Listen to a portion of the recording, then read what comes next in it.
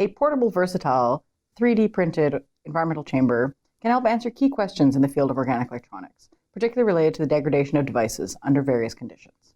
The main advantage to using a 3D printed chamber is that it allows for rapid, cost-effective adjustments to be made to changing sample or environmental requirements while still maintaining the utility of the basic design. The low cost and speed of production using 3D printing allows researchers to rapidly modify our designs to suit their purposes. This includes different device sizes, extra ports, and additional sensors. A feature of the chambers is their method of manufacture. This is an example of one design, a 6-pixel IV test chamber. It is made using 3D printed components for the top chamber, a retaining ring, and a bottom chamber. This provides an overview of the chamber's assembly with a device. The O-ring and the gasket are not 3D printed. For now, focus on the top chamber.